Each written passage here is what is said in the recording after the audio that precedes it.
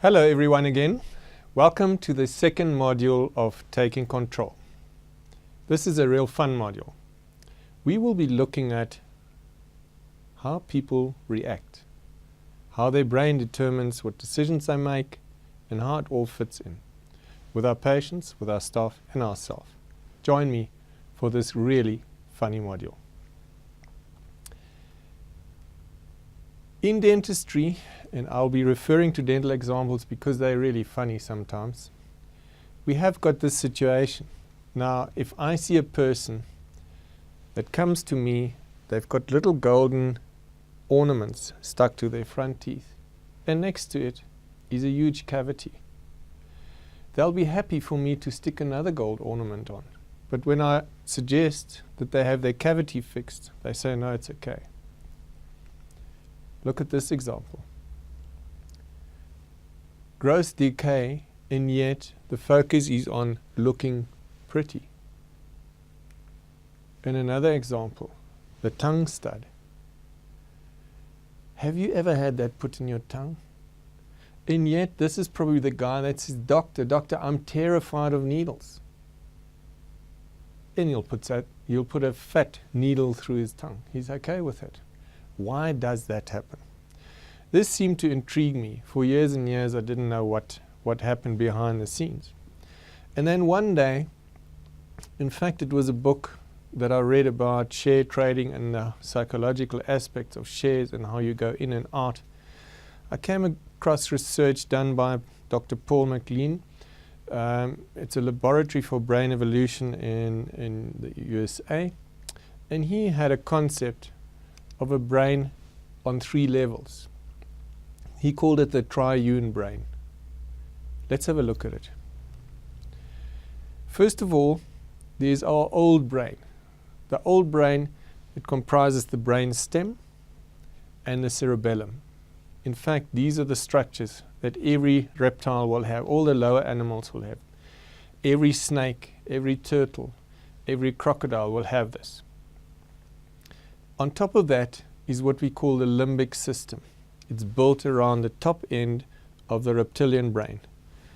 You can find it in all the mammals, and I'll elaborate on that. And then ultimately, we've got a cortex all around the top, and especially in humans, the prefrontal cortex, the section in the front here, which is our onboard computer. The reptilian brain is an old structure. In evolution, we think it might be up to 500 million years old. So we can say all our dinosaurs, friends, Jurassic Park, that's the stuff that controlled them, that drove them. What does it do? If you look at the list here on the left, you will see I've put security and fear right at the top. Now, you can say our subconscious mind is actually what we think of the reptilian brain. It controls the basic body functions, your breathing, your heart rate, your status, your fear and fighting status. It also decides for you when you're going to fight or when you're going to run away. It decides which your territory is, territoriality. In other words, if you have an example, you look at a dog. If the dog is in his yard, he will be very aggressive. If he's far away from his house and you raise your hand, he might run away. If you do exactly the same inside his yard, he will come and attack you. In fact, territoriality is so close that we even have laws. If you go and shoot somebody on this side of the road, you're up for homicide. If you do the same thing inside your bedroom with an intruder, where the guy breaks into your house, comes into your bedroom, chances are the law will even protect you and say it was justified because that's the center of your territory. Herding is the next one. You look there, herding. What do we mean by herding? Herding is the instinct that drives us to be like everybody else in our group. In other words, think of the fashion industry. What do? Fashion makes you fit into a certain pattern. If you choose a group, if you're a teenager, you will only wear certain clothes. If I had to come like this, dressed with a collar and tie, to a teenage party, I'd be totally out. I would have thrown overboard my herding instinct, and I would have come in there. Conversely, if I go back to my practice on Monday morning, and I've got all these tattoos and needles through my face, then I'll be the only one out. Social hierarchy. How is my standing in my group? All the gadgets. And then choosing a leader. If you look at politics, often choosing a leader, we know the person that is a leader is obviously not qualified to be a leader, and yet people choose him. That is done by our reptilian brain. I want to point out something that is so important. If you look at the bottom, I've written there 40 million bits per second. This means the reptilian brain is incredibly fast. It's the fastest biological computer we have. And it's faster than many of your, in fact, of most commercial computers that you can buy. Also, it's joined right to the nerve, so it's directly onto your system. Above the reptilian brain, we've got the limbic system. It actually engulfs the top of the reptilian brain. Now, what does it do? First of all, animals that have got a well-developed limbic system, they raise their young. In other words, they don't just lay eggs and walk off. They raise their young. They pamper them, they train them, they look after them for a long time. Secondly, they are vocal. They speak to or chirp or bark or whatever. And lastly, young animals that grow up with a limbic system, they play. In other words, if you look at a puppy, young mammals, they will always play. And in that play, they learn certain skills and behavioral patterns. The limbic system is the seat of our emotion. It has to do with learning, behavioral patterns.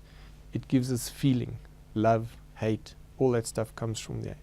And it also works incredibly fast.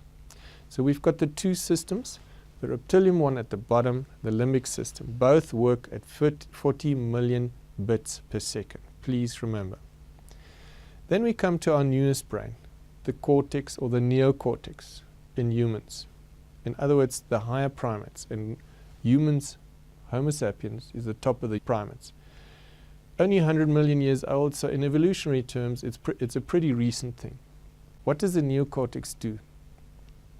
The neocortex is like our onboard biological computer. It takes stimuli from the outside world, it analyzes it, and it gives us a solution straight away. It's the seat of reason. In other words, it can solve problems for us. And in modern environments, this is a very, very valuable tool. In fact, it is probably the difference, the tool that made us humans so successful in today's world. Because it can manipulate data and it can envisage new scenarios. The older systems can only react.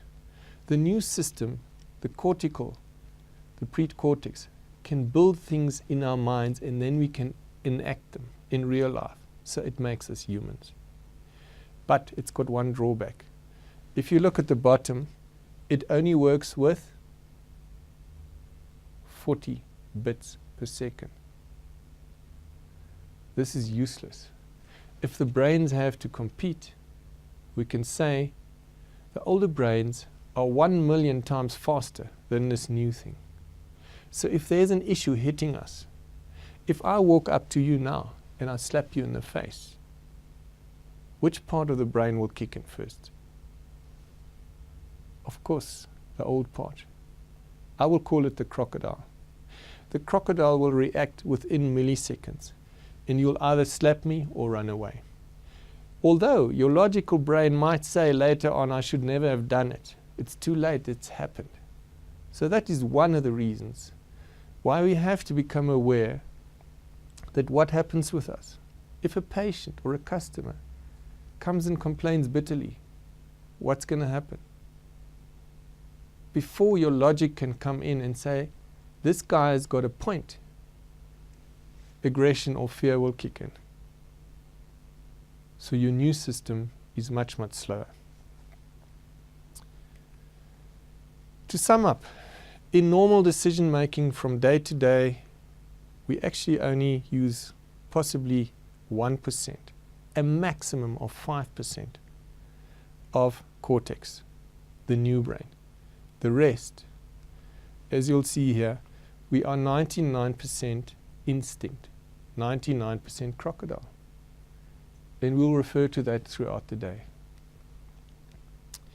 To sum it up differently, if you look at the slides, we can see the old brain is the gut feel.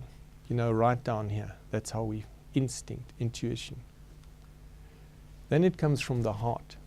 Second lot, the newer brain, the limbic system. That's the emotion. And right on top is our head, the way we think. So these are the three levels of which we react and guide our behavior. So when we go back to our friends from Module 1, the insurance industries, what do they do? What do they sell? What do you think? Do they sell a product? They say so. I don't think they sell a product. I think they sell a promise. Let's look. They work on security and fear. That's the oldest or the prime stimulus for our reptilian brain. And what solution do they give us? They say, if you insured with us, we will do X, Y, Z, or we will pay for X, Y, Z if that happens. So in other words, they sell a promise for security. And because we are scared, we are driven 40 million bits per second to accept it as a solution, and we will do anything to satisfy that feeling. In other words, we cannot come along, or say an insurance guy can't come along and he'll say, look, it's going to cost you 30, 40,000 Rand to have your family insured. You'll say, no, where must I get the money? But what he will say, it's okay, I understand that, but how about 3,000 Rand a month? And ultimately you end up with the same amount. So it's selling a promise for security at monthly installments. That's what insurance is all about. And that is why it is so strong. And that is why people want that security. And they will go for that deal. It's a very, very sophisticated system. We want to feel good. Remember our limbic system. They have done studies where they actually implanted electrodes into monkeys. When they push a little button, these electrodes will stimulate the limbic system. And they found once an animal has learned that, it'll carry on stimulating the limbic system until it keels over. It'll stop eating, it'll stop drinking, it'll just push this button to get happy, to get secretions of dopamine, which is our happy drug. It's a hormone that makes us happy, makes us feel good. Now you can understand, if you look at this picture there, this lady, pregnant, drinking beer, smoking. Her logical brain tells her this is bad news, and yet the crocodile will drive her to do that. Let's look at this scenario. We giggle about that, okay? All this guy's doing is, he's doing what his crocodile is telling him. Husband, 79 years, complains about lack of sex with wife of 81. For us, that's funny. All he's doing is what his brain tells him to do. Let's look at how this works. The human brain gets stimuli, eyes, ears, nose, taste buds, and touch. 5 main senses. There are others which are not well developed in us, but let's use these 5 ones. They come into our brain, they get analyzed in the thalamus, gets analyzed more in the cortex, and then get pushed through the amygdala, and it gets allocated an emotion. So in this emotion gets stored. In other words, say you've been taught to eat fish at an early age and you enjoy fish, then you will always have a positive feeling when you smell fish. In another example, if you grow up with a Western diet where you might eat pork, but you won't eat dog meat regularly, if you eat pork, you'll be quite happy. If a day comes along and I invite you to supper, and I give you a dish and you have a nice meal, and at the end of the meal I explain to you that you've just eaten a dog, it might just make you bring up the food. So strong is this feeling, this emotion about dog meat. because you might not be used to it. In Eastern cultures, if you grew up in China, that would be part of your culture and you'd be quite happy with it. These emotions get stored away and the most relevant come up and used time again. If you don't use them, eventually they'll fall away. So repetition makes it stronger in your brain. Another interesting fact about your brain is there is no difference between a real stimulus from the outside or an imagined stimulus. The emotions it creates are the same. In other words, you could see a big spider in front of you and you'd be scared, or you could imagine it really, really intensely and your body will also start pounding. What about pain? Pain is a stimulus that prevents you from getting into bad situations. In other words, you put your hand on the stove, it's hot, it's painful, it's avoidance. In other words, if you want to stop a person from doing something, you can use pain. But can you use pain to motivate a person? I don't really think so. It only prevents you from getting into areas that are bad for you. But it can't really motivate you. Pleasure. Pleasure is different. It can motivate you very, very strongly. And in fact, people do amazing things for pleasure. They go to great length because it's based on emotions once again. Maxwell Maltz, he was a medical doctor. In fact, he was a plastic surgeon. He was a very interesting guy. He lived in the 60s in America. He studied all over the world. And in his work, he studied people and their reaction after surgery. And he found that in certain cases, he would straighten a nose or do something to their face, and they would come back and they would really live up. They would become a different person.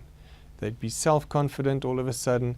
They would develop new strategies. They became all dynamic and they enjoyed their life to the fullest. In another person, in a second person, he would do the same. And strangely enough, the result would be totally different. The person would come back after a month and say to him, look, I'm just the same. I don't feel any better. I mean, I'm the same person. And he discovered that a lot has to do with this perceived self-image. Remember, I've written there perceived self-image. The one person perceived himself after the surgery to be confident, the other one not. And once the perception is in your brain, it stimulates what they call the automatic system, or he called it the automatic system. I would call it the subconscious mind. And your subconscious mind is extremely strong, and it'll kick in all the mechanisms that change your behavior. So in other words, you can perceive a positive self-image and the outcome will be positive, or you can perceive a negative image and the outcome will be negative. Let's look at it differently. If it's not your self-image, it's a goal you have. If you think you can do something, if you really think so, your brain and your body will be kick-started by really automatic, strong systems to carry on and to do these things. If you believe you can't do something, it has the same effect. And remember, we've got two prime sources. We've got the logical brain, although it's very small, and we've got the emotional brain, which is the reptilian brain. Both can influence your automatic system, and from that your behavior changes. So if a person comes to you and you say to him, listen Fred, you need to lose 20 kilograms to get your body sorted out. You either use his emotions and you say, look, you will be looking sexy. You will be looking, you act on his reptilian brain to make him feel sexy. I see, look at all the other people in your group. They all look young and healthy, and you the little odd one out. So what you're doing, you're using his hurting to stimulate his subconscious mind and get him to lose that weight. You also can use the logical brain. You can say you will die earlier, you'll have this and this and this. Now you're working on the 1%. So I'm going to try and tell you today that working on emotions will be much stronger than using the logic. Remember, the 95 to 5% or the 99 to 1%. Whichever one you use to motivate a person, it can change his behavior. Let's move on. This is a saying that Henry Ford had many years ago. He didn't know the psychological background for it, but he was absolutely right. What he said is, whatever you think you can do, you will achieve. And we've heard this often in recent years. It's part of motivational speaking in that. And this saying is the basis for whatever people do afterwards. Let's look at our belief systems. We've got several belief systems. They're like filters in our head. Now, if I get the smell of fish and I've been sick from eating fish, or I'm allergic to fish, then of course this will be a core belief. I believe fish is bad for me, and then it will be bad for me. Courage, love, loyalty, all these things we get taught early in life.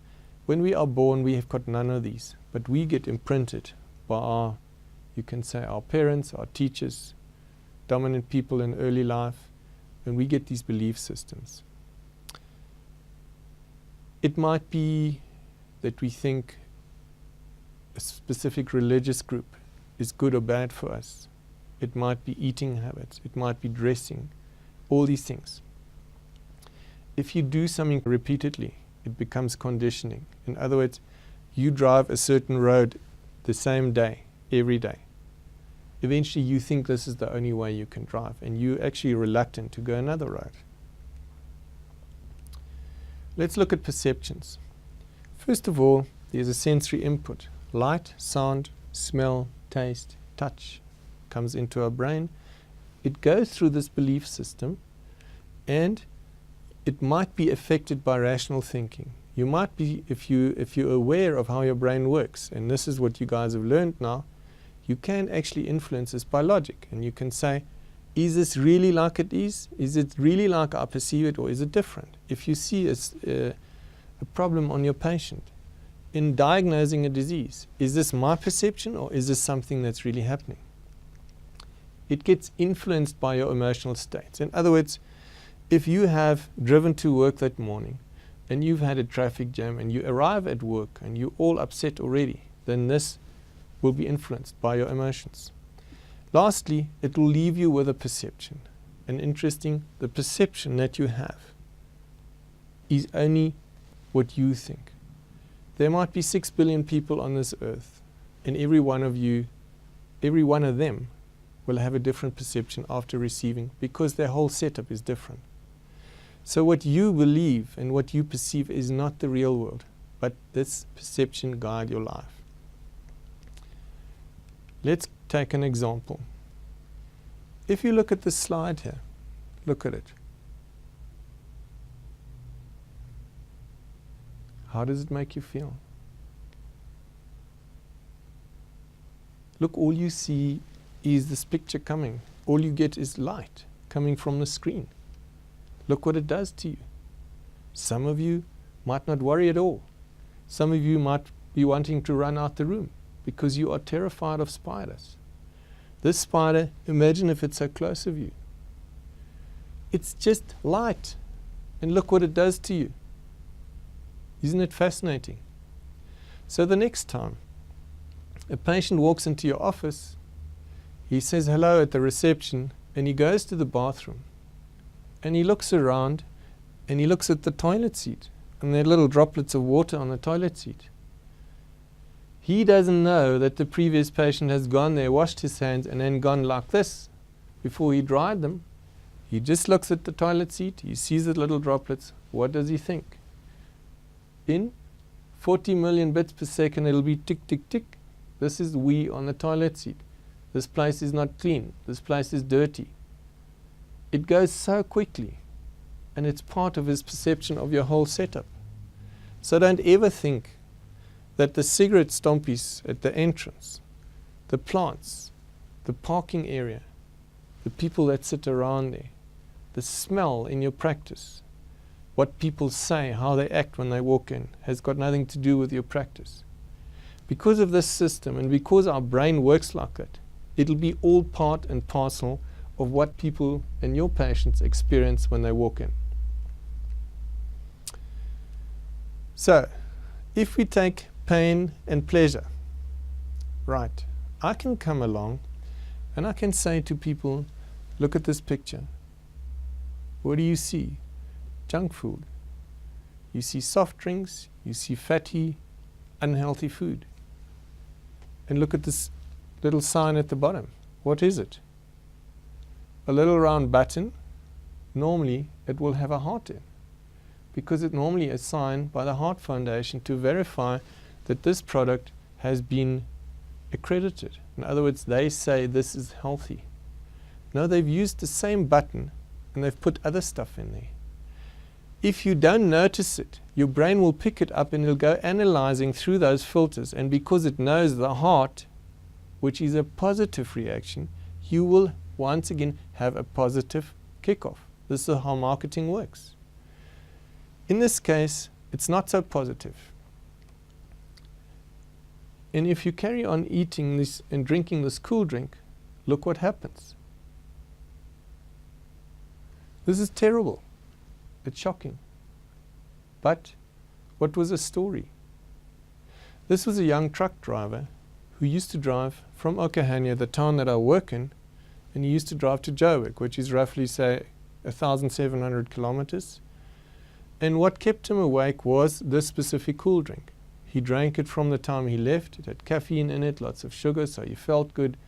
Unfortunately, he didn't clean his teeth enough, so he ended up with a situation like this. Needless to say that at 24 years of age, he ended up having no teeth. He had to go on dentures. Question is, why didn't I repair these teeth? Quite honestly, they could hardly have been repaired. Maybe with a lot of money and time you could repair them, and yet his behavior probably wouldn't have changed because it's part of his work environment. So what I'm trying to show you is that things that we perceive as healthy can be very detrimental, and yet our brain doesn't see it like that. So perceptions are the things that guide our life. It's not the logic. Unless you know, unless you're aware, unless you're conscious of how your brains work. Let's look at Maslow. Abraham Maslow was a psychologist who worked in the 60s, and he actually did a lot of work in human behavior and human needs. And he found that humans have got 5 levels of needs, and he grouped them. First of all, he said, you have to fulfill a lower need before you go to the upper.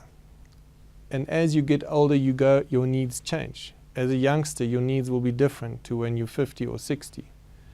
He also argued and said they are universal. In other words, they are found all over the world in different population groups.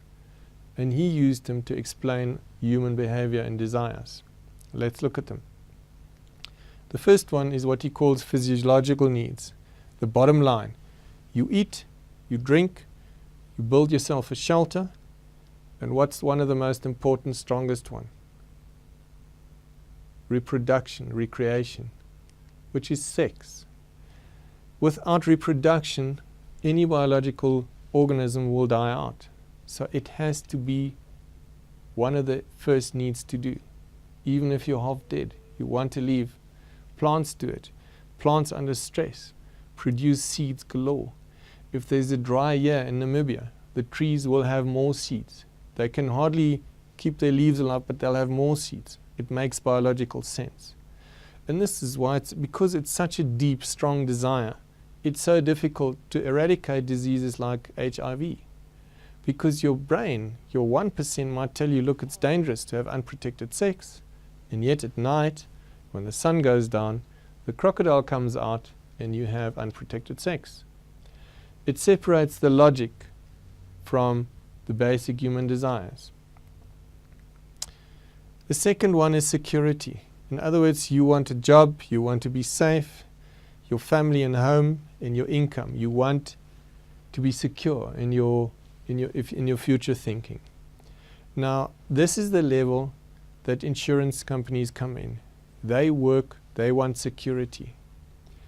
Security is the second highest level. So in other words, even a person, if you look in a South African environment, all the informal settlements, the squatter camps, a lot of the activity that happens there is on level 1, shebeens, food and drink houses. They build little shelters, and the interaction has to do. That's why the disease like HIV are so frequent in there.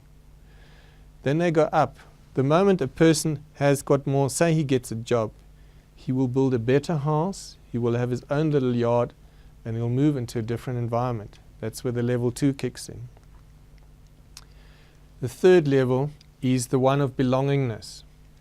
It may be your language group, your ethnic group, your church, your political affiliation. This is what makes us feel at home. It still comes from the crocodile part. Belongingness, herding, fashion to a large extent also comes in there. Level number 4, esteem, self-esteem. How do you feel about yourself? If you've got money, if you've got security, if you've got food and water, all these things already, then you go to the next levels. In other words, you start buying things that make you feel good. You buy good fancy glasses, you buy an expensive car, you actually satisfy that need. And the last need, number 5, level 5, if you've got everything, often people are older, they've matured, and then they get to a level 5. They start doing things where they don't get remunerated. In other words, they don't get paid for it. Say they work for hospice, they work for the church, they help the needy, they donate money. In other words, you're doing good. It actually makes you feel good in your heart. In our professions, it's pretty useless. If a patient comes in my environment, he needs a tooth extracted. And now I go and explain to him about cleaning his teeth and eating healthily. He has got a level 1 problem, and now I'm trying to give him a level 3 advice. It's not going to work. So become conscious of what these people want from you, on what level they are, and try and pay attention to his specific need and give him a solution that he can live with. Another very interesting theory, and I use it a lot, is what we call equity theory. How does this work? I think Stacey Adams, he was also a psychologist in the same area around the 60s, also worked with Maslow. He looked at different things. He looked at the interaction with people. In other words, if I meet a new person, our brain goes along and within a couple of seconds, it analyzes. How much have I given? How much have I received? And it draws a summary. In other words, you can have 3 scenarios. First of all, the person that you interacted with has given you more than you've given him. Then you feel indebted. Let me give you an example. If you and I go out to supper tonight, and we have a nice time, we talk nicely, supper is lovely, at the end of the evening, I will pick up the tab and I'll say, let me pay for this tonight. You'll probably say, no, let me pay. And after a bit of bickering and arguing, I'll say, okay, I will pay today. And next time it's your turn. The person will feel quite happy. He feels indebted to me. So in a practice environment, and I'll get back to that later, if a patient comes in and meets you the first time, make sure that when he leaves, that he feels you've done more for him than he's given. Because then he'll feel indebted and he will try and equalize. In other words, he'll be nice to you. He will regard you favorably. And he'll change his behavior according to that. So that was the first option. In other words, your opposing partner is indebted to you. The second scenario is you each feel you've got the same. So nothing happens. It's what we call a win-win. Everybody is happy. The third one, and that's a very interesting one, feels that they feel shortchanged. In other words, after the interaction, after the talking, meeting, whatever happened, he feels that he has given more than he's gotten back. And that leads to 4 different responses. The first one is he ignores it. He rationalizes it. In other words, say you go to a really, really cheap factory retail outlet and you buy what is actually normally rejects. You buy a t-shirt, you wash it twice and it falls apart. You might say, all right, I could have expected this because it was cheap, and so you rationalize it and you carry on in life. Now you don't buy it from a factory outlet, you buy it from a reputable store. The same thing happens. The seams come undone and you can't use it anymore. What will you do? You go back and you demand restitution. You say, listen, I've bought this thing, it cost me 130 Rand, I've only worn it twice, and look at it now. I want another one now. Normally people become pretty unreasonable. They become very pushy. And you say to them, look, I haven't got exactly that t-shirt, I've only got this one. You say, look, I don't like that color, give me a much better one. Because he feels shortchanged, he will actually demand more. He doesn't get another t-shirt. What does he do now? He gets really upset and he will start to retaliate. The third one, that's retaliation. Now, retaliation is human reaction and it can end up in wars. Retaliation. If you and your brother meet and something happens, you can't sort it out, eventually you retaliate. Divorce cases. Think about the feelings. How much is retaliation and revenge? It's terrible. It causes the worst in humans to come out. It's a very, very strong feeling. In service, if a person feels aggrieved and that aggrieving can't be solved, he will go around, and it's the 11-5 ratio. He will go to roughly 11 people and tell them what a useless service provider you are, until he's done so much damage to you that he feels happy now. He feels balanced. On the positive side, if you have done a great job and he feels like it, he will go to 5 people. So it's a weird relationship, but it's the way that marketing research tells it happens. So remember retaliation. What is the last one, the fourth one? The fourth one is withdrawal. We've got it right at the bottom there.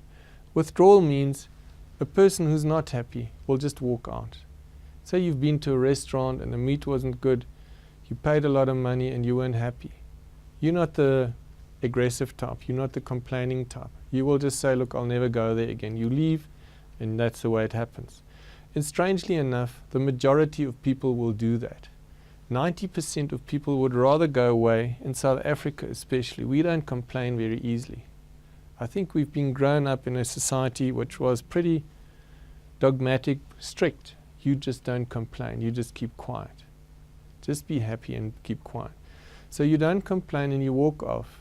And if we are service providers, then you've got 10% that complain. What happens if a patient walks to you and says, this is wrong with your service, it was too expensive? Your crocodile jumps up and you want to hit the guy. You get really upset. But if you can, use your logical brain and say, hang on. Martin has told me something. These 10% give me an opportunity that 90% don't give me. So, I've got 90% walking out, not telling me what's wrong, and I've got one guy telling me. Listen to him and sort out what he's telling you, and you get the others happy. So a customer that complains is a fantastic thing. It's great. Be thankful, be grateful. Encourage them to complain within reason, to tell them how they feel. I know it's against our crocodile, but it'll change your practice. And it's based on equity theory. Equity theory, in the folder, there's a lot written about it. It explains it nicely. Go back and read it. It's fascinating, and it happens with ourselves, with the people around us, with our patients every day. Use it. It explains half behavioral scenes in our lives. Let's move on. In healthcare, we can group our patients in 3 main groups. The first group here is, say, a patient, he feels he's gotten more than he gave. He's in a zone of affection and he will never leave you. He's also the guy that'll go out and spread the word. What a great practice you have and how well you're doing. He will never sue you, never. He loves you. And it's based on equity theory. You've done something. It might be emotional, it might be clinical, it might be whatever. You've done something right and he'll support you because of that. The majority of people that come and see you are in a neutral zone. They feel they've gotten just as much as they gave and nothing much happens. But if a new service provider moves into that area and he's a little bit better than you, then they might move off to him. So they're not stuck with you. They're not in retention. They're indifferent and they might leave. The third group, and those are the ones on the right there, we definitely don't want in our practices because you don't want to get that way. Those are the ones that will go either for, they rationalize, they're not happy, or they go for restitution, they come back and they want more, and that's very stressful. Or lastly, they'll go for revenge. Revenge meaning they might take you to court. How can you utilize this? In our practices, we use the inherent need to get even, and we can use it in our practices. As I've said earlier, when a patient walks in and you spend the first hour explaining and giving him something that he regards as valuable, he will feel indebted. And you build a relationship. You put money in the emotional bank account. Money, when we speak about money, is not something that's emotional. Money is not a motivator, but it's what you can do with money. So a patient says, your services are too expensive. Remember, it's not the money. He's actually telling you, you are not doing enough to be paid that much. Emotionally, physical, whatever. Something is wrong in his perception. And now, after listening to this for the last 40 minutes, you know why people become unhappy. If your service is not what the patient wants, then he will start moaning about the finance. It's not the other way around. So let's sum up with a couple of rules. First of all, make sure that you understand the sensory inputs to the patients, the smells in your practice, the cleanliness, the atmosphere that is there. He will pick it up and he will build a picture of your service. Look at it through the patient's eyes. From his side, try and be inside his shoes, like the American Indians say. Walk in somebody else's shoes for a while, then you can feel how it feels. Manage patient expectations. You've got the optimal chance.